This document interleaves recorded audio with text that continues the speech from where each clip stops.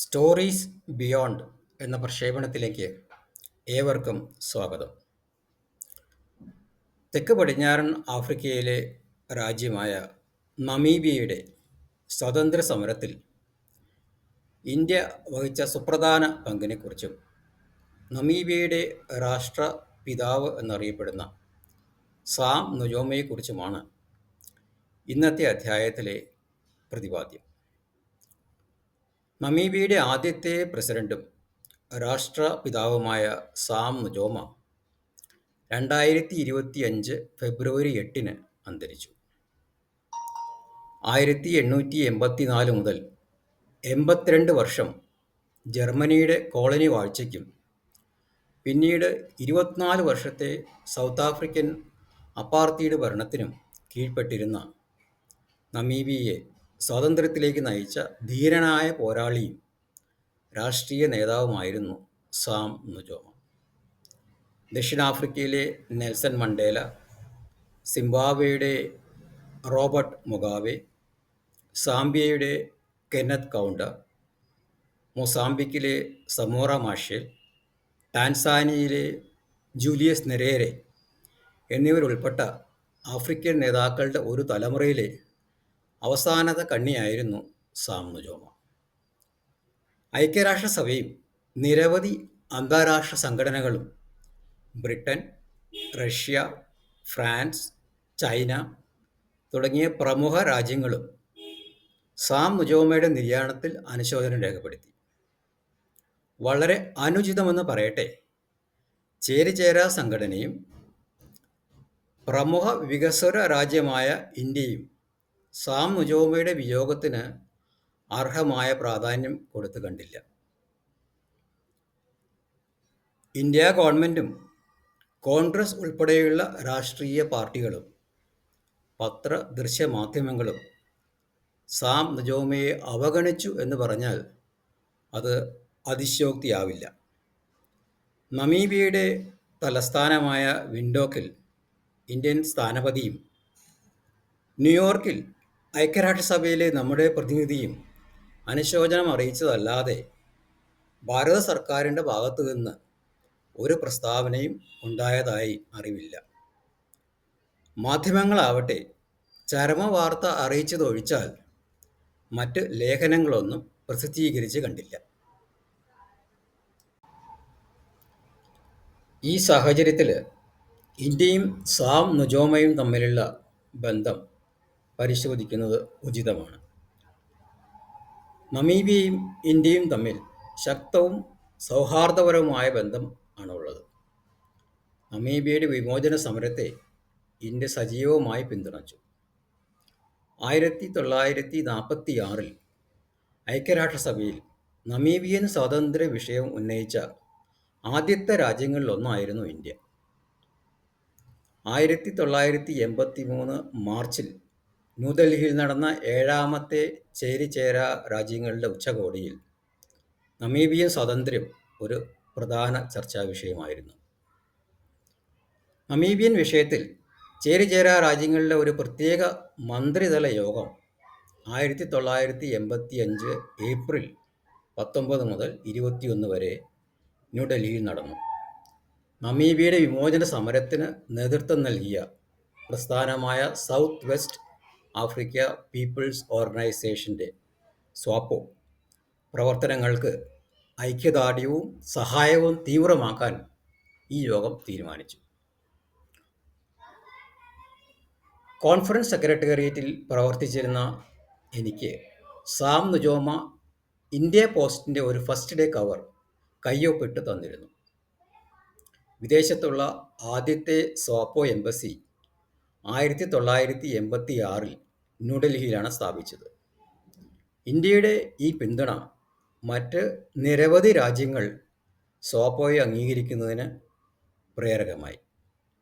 സമാധാന പ്രക്രിയയും തിരഞ്ഞെടുപ്പുകളും നിരീക്ഷിക്കുന്നതിനായി നമീബിയയിൽ 1989-90 വിന്യസിച്ചിരുന്ന UN സമാധാന സേനയെ ഇന്ത്യൻ സൈന്യത്തിലെ ലഫ്റ്റനന്റ് ജനറൽ ദിവാൻ പ്രേംചന്ദാണ് നയിച്ചത്. 1990 സ്വാതന്ത്ര്യ ദിനാഘോഷത്തിനായി ഇന്ത്യൻ പ്രധാനമന്ത്രി വി പി സിംഗ്, മുൻ പ്രധാനമന്ത്രി രാജീവ് ഗാന്ധി, കെ ആർ നാരായണൻ, വാജ്പേയി മറ്റ് ഉന്നത രാഷ്ട്രീയ നേതാക്കളും നമീബിയയിലെത്തിയിരുന്നു.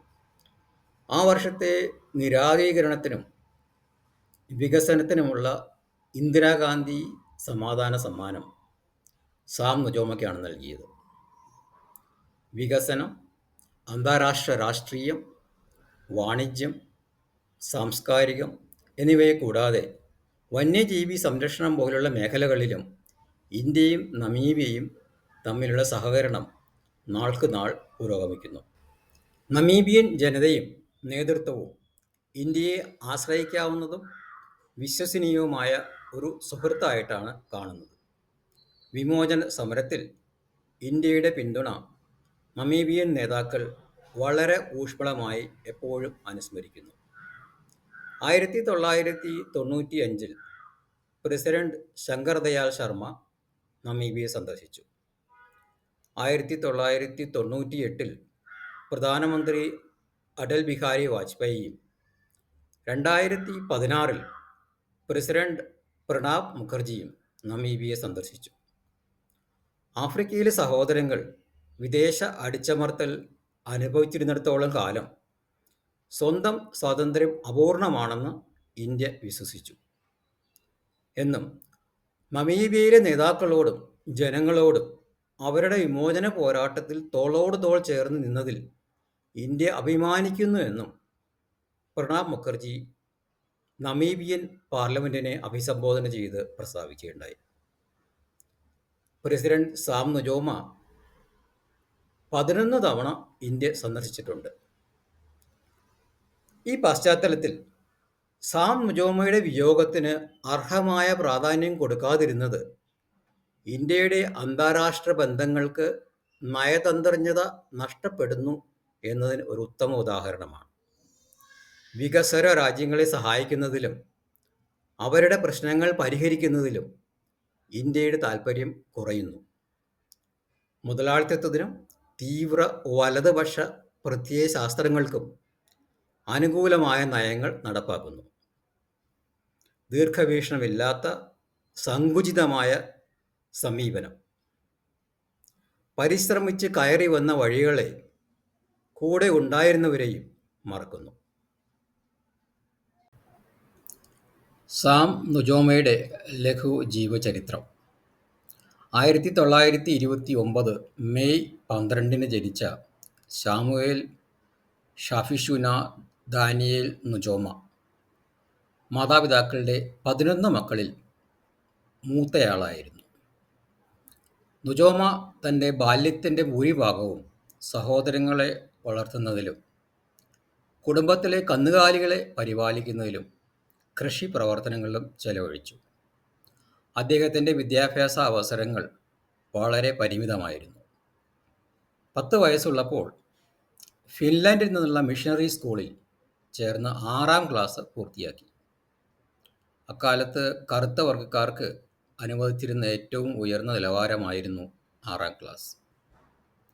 1949 നുജോമ വിൻഡോക്കിലേക്ക് താമസം മാറുകയും അവിടെ അദ്ദേഹം ദക്ഷിണാഫ്രിക്കൻ റെയിൽവേയുടെ ക്ലീനറായി ജോലി ആരംഭിക്കുകയും ചെയ്തു. അതേസമയം തന്നെ സെയിൻറ്റ് ബർണാബാസ് ആംഗ്ലിക്കൻ ചർച്ച് സ്കൂളിൽ ഈവനിംഗ് ക്ലാസ്സിലും ദക്ഷിണാഫ്രിക്കയിലെ ട്രാൻസ് ആഫ്രിക്ക കറസ്പോണ്ടൻസ് കോളേജിൽ ജൂനിയർ സർട്ടിഫിക്കറ്റിനായും പഠിച്ചു. വിദേശ ആധിപത്യത്തിനെതിരെ സജീവ രാഷ്ട്രീയത്തിൽ ഏർപ്പെട്ട നുജോമയെ ജോലിയിൽ നിന്നും പിരിച്ചുവിട്ടു. 1960 അദ്ദേഹം ടാൻസാനിയയിലേക്ക് ഒളിച്ചു കടക്കുകയും ജൂലിയസ് നെരേരയുടെ സഹായത്തോടെ സ്വാപ്പോയുടെ പ്രവർത്തനം ശക്തിപ്പെടുത്തുകയും ചെയ്തു. 1960 അദ്ദേഹം South West Africa People's Organisation സ്വാപ്പോ അതിൻ്റെ സഹസ്ഥാപകനായിരുന്നു. അത് നമീബിയയുടെ വിമോചന സമരത്തിൻ്റെ മുൻനിരയായി മാറി. നമീബിയയുടെ സ്വാതന്ത്ര്യത്തിനുള്ള പിന്തുണ നേടുന്നതിനായി ലോകമെമ്പാടും സഞ്ചരിക്കുകയും ചെയ്തു. അദ്ദേഹത്തിൻ്റെ നേതൃത്വവും നയതന്ത്ര ശ്രമങ്ങളും രാഷ്ട്രങ്ങളിൽ നിന്നും അന്താരാഷ്ട്ര സംഘടനകളിൽ നിന്നും ഒരുപോലെ ആഗോള അംഗീകാരവും ഐക്യദാർഢ്യവും നേടി. 1961 സെപ്റ്റംബർ 1 യുഗോസ്ലാവിയയിലെ ബെൽഗ്രേഡിൽ ചേരിചേരാ പ്രസ്ഥാനത്തിൻ്റെ സ്ഥാപനത്തിലും 1963 മെയ് 25 എത്യോപ്യയിലെ അദീസ് അബാബയിൽ organisation of African unity OAU സ്ഥാപിതമായപ്പോഴും അദ്ദേഹം സ്വാപ്പോയെ പ്രതിനിധീകരിച്ചു. നുജോമയുടെ പിതാവ് ദാനിയേൽ നുജോമയെ 1966 നുജോമയുടെ പിതാവ് എന്ന കുറ്റം ചാർത്തി അറസ്റ്റ് ചെയ്യുകയും പ്രിട്ടോറിയയിലെ ജയിലിൽ പാർപ്പിക്കുകയുണ്ടായി. അദ്ദേഹം അവിടെ ക്ഷയരോഗം പിടിപെട്ട് 1968 2 വർഷത്തിന് ശേഷം മരണപ്പെട്ടു. മാതാവ് കുക്കു ഹെൽവി 2008 100 വയസ്സിന് പ്രായമുള്ളപ്പോൾ മരണപ്പെട്ടു. നമീബിയയുടെ സ്വാതന്ത്ര്യം സ്ഥിരീകരിച്ചതിന് ശേഷം 1989 ഐക്യരാഷ്ട്രസഭയുടെ മേൽനോട്ടത്തിൽ നടന്ന തെരഞ്ഞെടുപ്പിൽ സ്വാപ്പോ ജയിച്ചപ്പോൾ സ്വാപ്പോയുടെ തലവനായ നുജോമയെ ഏകകണ്ഠമായി പ്രസിഡന്റായി പ്രഖ്യാപിച്ചു. 1990 March 21 UN secretary general Javier Perez de കുയറിൻ്റെ മുമ്പിൽ സത്യപ്രതിജ്ഞ ചെയ്ത് അധികാരമേറ്റു. സൗത്ത് ആഫ്രിക്കൻ അപ്പാർത്തൈഡ് ഭരണകൂടത്തിൻ്റെ പ്രസിഡന്റ് FW ക്ലർക്ക്, ജയിലിൽ നിന്ന് അപ്പോൾ വിട്ടയക്കപ്പെട്ടിരുന്ന നെൽസൺ മണ്ടേലയും സത്യപ്രതിജ്ഞാ ചടങ്ങിൽ സ്വാതന്ത്ര്യദിനാഘോഷത്തിൽ സന്നിഹിതനായിരുന്നു. ദേശീയ ഐക്യം, സാമ്പത്തിക വളർച്ച, സാമൂഹിക വികസനം എന്നിവ പ്രോത്സാഹിപ്പിക്കുന്ന നയങ്ങളാണ് നുജോമ നടപ്പാക്കിയത്. അദ്ദേഹത്തിൻ്റെ നേതൃത്വത്തിൽ പരിസ്ഥിതി സംരക്ഷണം ഭരണഘടനയിൽ ഉൾപ്പെടുത്തിയ ലോകത്തിലെ ആദ്യത്തെ രാജ്യമായി നമീബിയ മാറി. 2005 15 വർഷത്തിന് ശേഷം പ്രസിഡന്റ് സ്ഥാനം ഒഴിഞ്ഞതിന് ശേഷവും നുജോമ നമീബിയൻ രാഷ്ട്രീയത്തിലെ വഴികാട്ടിയും ആഫ്രിക്കയിലുടനീളം ആദരണീയനായ ഒരു മുതിർന്ന രാഷ്ട്രതന്ത്രജ്ഞനായും തുടർന്നു. നമീബിയൻ ജനത നുജോമയെ രാഷ്ട്രപിതാവായി കണക്കാക്കുന്നു. ഒരു ജനാധിപത്യ ഭരണഘടന സ്ഥാപിച്ചതും സ്വാതന്ത്ര്യാനന്തരം വെള്ളക്കാരായ ബിസിനസ്സുകാരെയും രാഷ്ട്രീയക്കാരെയും സർക്കാരിൽ ഉൾപ്പെടുത്തിയതും രാഷ്ട്രീയ എതിരാളികൾ പോലും നുജോമയെ പ്രശംസിക്കുന്നതിന് കാരണമായി.